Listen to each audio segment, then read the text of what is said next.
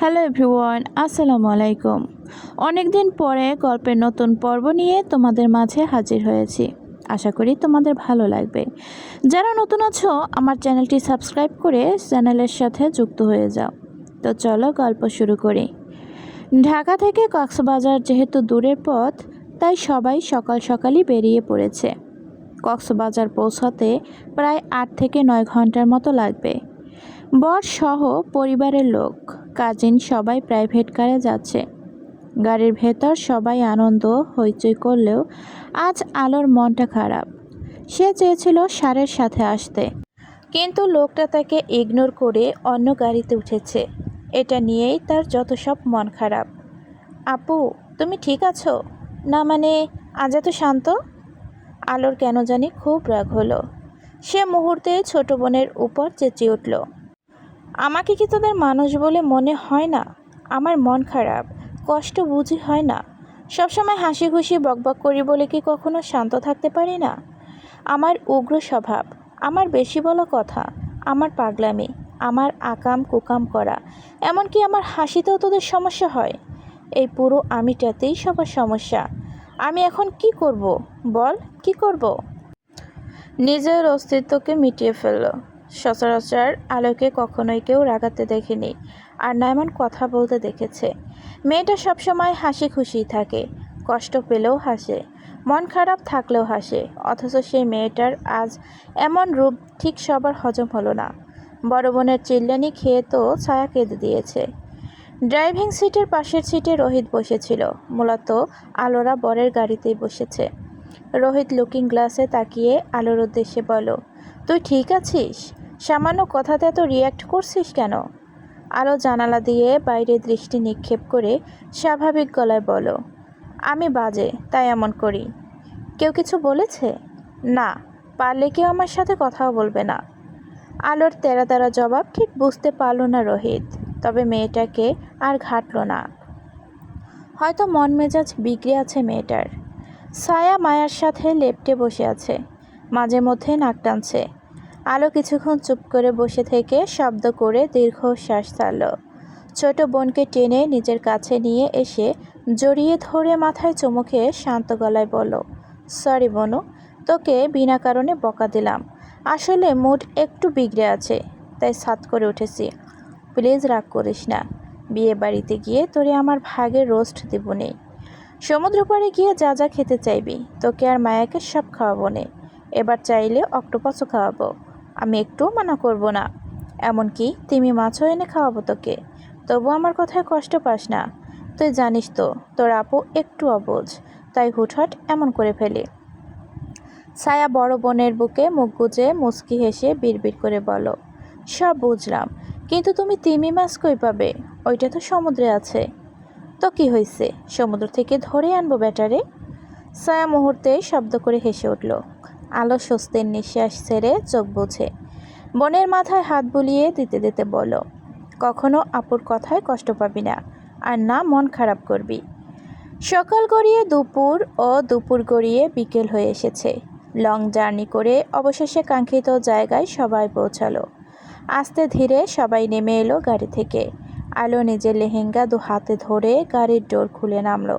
সামনে এগোতে চেয়ে অনুভব করলো পিছনে ওড়না আটকে গেছে। আলো বিরক্তিতে পিছনে ঘুরে ওড়না ধরে টানাটানি করতেই পাশ থেকে একটা পুরুষালী বলিষ্ঠ হাত এসে তার ওড়না ছাড়িয়ে দিল। আলো চমকে উঠে পিছনে ফিরতেই তার কপাল স্পর্শ করল উত্তপ্ত বুক। খুব চেনা ও অতি প্রিয় পুরুষালী পারফিউমের ঘ্রাণ পেয়ে আলো মুহূর্তেই পিছনে সরে গেল। অতঃপর কিছু না বলে মানুষটার পাশ কাটিয়ে চলে যায়। বাড়ির প্রবেশপথে নারিকেল গাছের দীর্ঘ সারিতে জড়িয়ে দেওয়া হয়েছে নীল আর সাদা মরিচবাতি, যা দূর থেকে দেখলে মনে হচ্ছে আকাশের নক্ষত্রগুলো নিচে নেমে এসেছে। সাজসজ্জায় আধুনিকতার ছোঁয়া থাকলেও ঐতিহ্যর টান স্পষ্ট। সদর দরজায় টাটকা কলাপাতা আর শোলার নকশায় তৈরি করা হয়েছে খোশ আমদেদ। উঠোন জুড়ে টানানো হয়েছে শামিয়ানা, যার নিচে বসে আছে পাড়ার চঞ্চল কিশোরীর দল। তাদের পরনে স্থানীয় তাঁতের শাড়ি আর চুলে গুজে রাখা সতেজ বনফুল। বিয়েবাড়ির এক কোণে চলছে বিশাল কর্মযজ্ঞ। বড় বড় ডেকচিতে রান্না হচ্ছে ঐতিহ্যবাহী মেজবানি মাংস এবং সামুদ্রিক মাছের বিশেষ কোনো পদ। ধোয়া ওঠা ভাতের গন্ধ আর মশলার ঝাঁঝালো গ্রানের চারপাশ মমা করছে। প্রবীণরা পান সুপারি মুখে দিয়ে বসে আছেন বাড়ির বারান্দায়। তাদের গল্পের আসর বসেছে পুরনো দিনের বিয়ের স্মৃতি নিয়ে। যেহেতু সবাই অত দূরের পথ থেকে এসেছে, তাই মেহমানদের আগেই খেতে দেওয়া হয়েছে এবং সন্ধ্যার দিকে বিয়ে পড়ানো শুরু হবে। আলো কথা মতো তার রোস্ট স্যার প্লেটে দিল। তখনই খেয়াল করলো তার প্লেটে রোস্ট। আলো সরু চোখে পাশে বসা স্যারের দিকে তাকায়। আধার দুটো টিস্যু আলোর কোলের উপর রেখে শান্ত গলায় বলল, আমাকে পড়ে দেখো, আগে খাবার খাও। আলো কিছু না বলে চুপচাপ খেতে লাগলো। আধারও খেতে শুরু করলো, আর মাঝে মধ্যে এটা সেটা বউয়ের প্লেটে তুলে দিল। সন্ধ্যা হয়ে আসতেই বিয়ে পড়ানো শুরু হয়ে গেল। মেঘলার পরনে লাল টুকটুকে জামদানি শাড়ি আর রোহিতের গায়ে শেরওয়ানি। কাজী সাহেব সকল নিয়মকানুন মেনে রোহিতকে কবুল বলতে বলে। ছেলেটা সময় নষ্ট না করে 3বার কবুল বলে দেয়। এটা নিয়ে পাশে দাঁড়ানো কাজিন বন্ধুবান্ধবরা সবাই হেসে উঠল। কাজী সাহেব এবার মেঘলাকে কবুল বলতে বলেন। মেয়েটা একটু সময় নিয়ে ধীরে সুস্থে কবুল বলতেই সবাই আলহামদুলিল্লাহ বলল। অবশেষে দুটি মানুষ পবিত্র বিবাহ বন্ধনে আবদ্ধ হলো। আলো এক কোণে বসে থেকে আর চোখে তার ছাড়কে দেখতেই ব্যস্ত। পরনে সাদা পাঞ্জাবি এবং ওপরে হাতাকাটা কালো কোটি। বাম হাতের কবজিতে সিলভার রাঙা ব্যান্ডের কড়ি। বড় বড় চুলগুলো সুন্দর করে জেল দিয়ে সেট আপ করে রাখা। সুন্দর মুখশ্রীর লালচে ঠোঁটের কোণে এক টুকরো হাসি দেখা যাচ্ছে। মানুষটাকে শার্ট পরলে বেশি মানায় নাকি পাঞ্জাবি পরলে বেশি মানায়? আলো মনে মনে ভাবল, আই থিঙ্ক পাঞ্জাবিতে বেশি সুন্দর লাগে। এটা ভেবে আনমনেই হাসল। লোকটা তার বাবার সাথে বসে থেকে টুকটাক কথা বলছে, মাঝে মধ্যে আবার হাসছেও। শ্বশুর জামাইয়ের মধ্যে এত ভাব হলো কখন ঠিক বুঝতে পারল না আলো। তার বাবা তো জামাইকে পেয়ে এক প্রকার তাকেই ভুলে গেছে। এটা মানতে পারল না আলো। সে লেহেঙ্গা ধরে তার বাবার সামনে গিয়ে গাল ফুলিয়ে বলল, আমার বাবাকে দেখছেন? মেয়ের এহেন কথায় মতিউর রহমান যেন আকাশ থেকে পড়লেন। তিনি অবাক কণ্ঠে বলেন, আমি তো তোমার বাবা। চোখে কম দেখছো? ডক্টরের কাছে নিয়ে যাব? আলো কিছু বলবে তখনই আধার সোফায় শরীরটা এলিয়ে দিয়ে বলো, চোখে কম নয় আব্বু, বলুন আপনার মেয়ে খাবারের সাথে নিজের ব্রেনও খেয়ে নিচ্ছে। স্যারের মুখে আব্বুর সম্বোধন শুনে আলো চমকে উঠল। তার মানে এই লোকটা তার বাবাকে শ্বশুর বলে মেনে নিয়েছে। কিন্তু কখন? তুমি ঠিক আছো মামনি? বাবার কথা শুনে আলো কপাল কুঁচকে বলো, তুমি তো দেখছি জামাইকে পেয়ে মেয়েকে ভুলেই গেছো। আধার আবার পাশ থেকে শ্বশুর মশাইয়ের উদ্দেশ্যে বলে উঠল, আপনার বড় মেয়ে যে এত হিংসুট সেটা জানা ছিল না। আলো বিরক্তিতে নাক মুখ কুঁচকে তার বাবাকে বলল, তুমি কিন্তু এখনও বলে না আমাকে কেমন লাগছে বাবা? মতিউর রহমান হাসলেন। মেয়ের অভিমান বুঝতে পেরে কাছে টেনে পাশে বসিয়ে কপালে ঠোঁট ছুঁয়ে আদুরি কণ্ঠে বলো, আমার মেয়ে আমার ছোট্ট পরী, সে সবসময় সেরা এবং অনেক কিউট আর আদুরে। বাবার প্রশংসা শুনেও কেন জানি আলোর মন ভালো হলো না। সে উদাস মনে বলো, কিন্তু আমি অন্য চোখে বাজে বাবা, খুব বাজে। এ কথা শুনে আধার ঘাড় কাত করে মেয়েটার মলিন চেহারার দিকে তাকায়। তার ওই কথা এখনও ধরে বসে আছে মেয়েটা। মতিউর রহমান মেয়ের মন খারাপ দেখে বুকে টেনে নিয়ে মাথায় হাত বুলিয়ে দিতে দিতে বলো, আমার সোনা একদম বাজে নয়।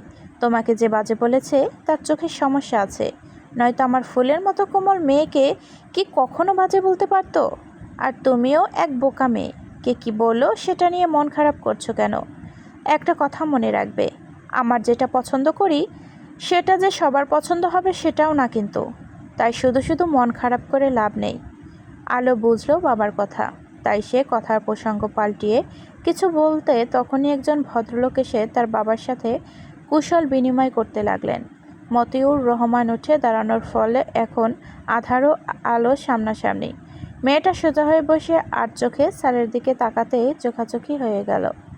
আলো চট করে নজর সরিয়ে নিল, তবুও সে অনুভব করতে পারছে ওই অসভ্য লোকটা তাকিয়ে দেখে যাচ্ছে। বাবাকে ওই মানুষের সাথে চলে যেতে দেখে আলো উঠে দাঁড়ায়। লেহেঙ্গা দু হাতে ধরে সামনের দিকে পা বাড়াতেই ওড়নায় টান পড়ল। আলো কপাল কুঁচকে পিছনে তাকায়। লোকটা আলতো হাতে তার ওড়না টেনে ধরে আছে।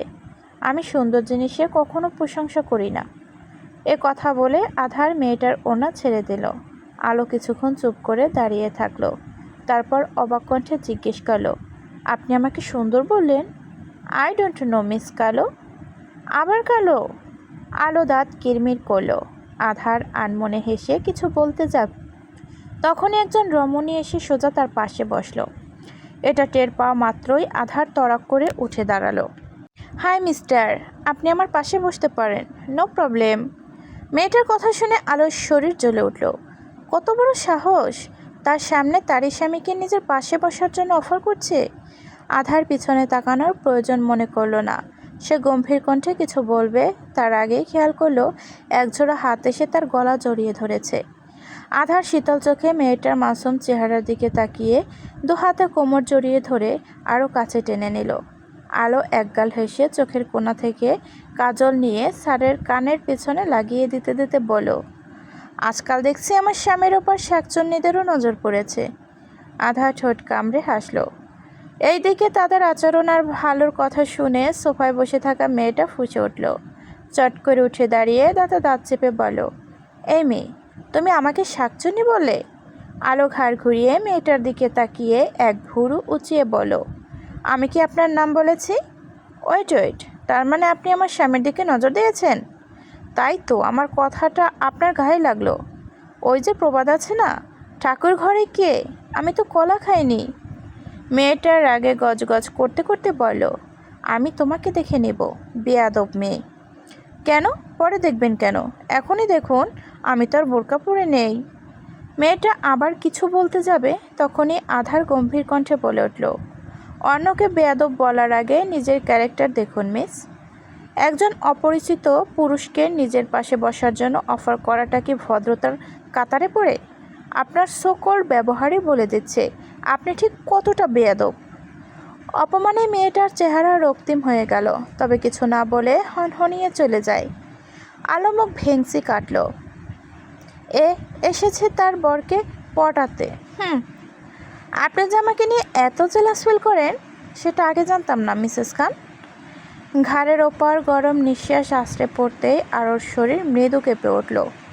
সে দু হাত নামিয়ে সরে যেতে চাইল, কিন্তু আধার তাকে ছাড়ল না, বরং কোমর চেপে ধরে আরও ঘনিষ্ঠ করে নিল। আলো হাঁসফাঁস করে উঠে বলল, কে কী বলছেন? চারণ, সবাই দেখছে তো। I don't care. কথা বলার পরপরই ঘাড়ের মাঝে নরম ঠোঁটের ছোঁয়া পেয়ে আলো মৃদুস্বরে গাঙিয়ে উঠে দু হাতে খামচে ধরল পাঞ্জাবির কলার। আধার আজ আবারও নিজের হুঁশ জ্ঞান হারিয়েছে। সে মেয়েটার গলায় নাক মুখ গুজে লম্বা শ্বাসের মাধ্যমে মিষ্টি গ্রহণগুলো টেনে নিচ্ছে, মাঝে মধ্যে ঠোঁটও ছুঁয়ে দিচ্ছে। অন্যদিকে আলো লজ্জায় পড়ছে না, জ্ঞান হারিয়ে ফেলছে। তার হাত পা রীতিমতো থরথর করে কাঁপছে। মানুষটার নিশ্চয়ই মাথায় তার ছিঁড়ে গেছে, নয়তো এখানে এমন পাগলামি করার কোনো মানেই হয় না। হঠাৎ করে আধারের কি হলো কে জানে, মুহূর্তেই মেয়েটাকে সোফার মাঝে ছুঁড়ে মেরে দাঁতে দাঁত পিষে বলল, আমার থেকে দূরে থাকবে, বলেই হনহনিয়ে সেখান থেকে চলে গেল। আর আলো স্তব্ধ বাগরুদ্ধ হতভম্বের ন্যায় বসে থাকলো।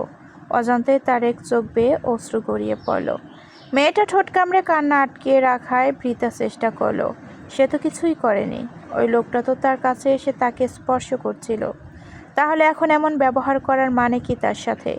নাকি তাকে ছুঁতেও এই লোকটার ঘৃণা করে? অন্যদিকে আধার সোজা ওয়াশরুমে চলে এসেছে।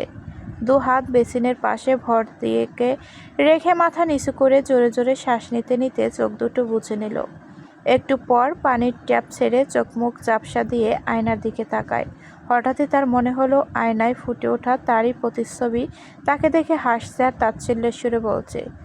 অবশেষে আধার খান এক মেয়ের প্রেমে পড়ে গেল। এটা শুনে আধারের খুব রাগ হলো। সে একটা পাঞ্চ মেরে দিল আয়নার মাঝখানে। সঙ্গে সঙ্গে সুন্দর আয়নাটা ভেঙে গিয়ে কাঁচগুলো নিচে পড়ল। মাঝখান থেকে কয়েক ফোঁটা তাজা রক্ত চুয়ে চুয়ে পড়ছে। একই সাথে আধার চিৎকার করে বলে উঠল, বাসি না, ওই মেয়েকে আমি ভালোবাসি না, একটুও ভালোবাসি না। ও ও শুধু আমার দায়িত্ব, শুধুই দায়িত্ব, এছাড়া আর কিছু না, কিছুই না। শুনতে পাচ্ছিস তুই? ওই পাগল মেয়ের প্রেমে পড়িনি আমি, আর না ওকে আমি ভালোবাসি। আদার কথাগুলো বলতে বলতে হাঁটু ভেঙে ফ্লোরের মাঝে বসে পড়ল। তখনই তার প্রতিচ্ছবি তাকে প্রশ্ন করল, তাহলে পারবি ওই পাগল মেয়েকে ছেড়ে থাকতে? আধার শব্দ করে দীর্ঘশ্বাস ছেড়ে চোখ বুজে অস্ফুট স্বরে বলো, একটুও পারবো না ওই পাগল মেয়েটাকে ছাড়া থাকতে। আর না ওর পাশে অন্য কাউকে সহ্য করব। কারণ আলো শুধু আধারের, শুধুই আধারের, এর বাহিরে আর কারণ নয়।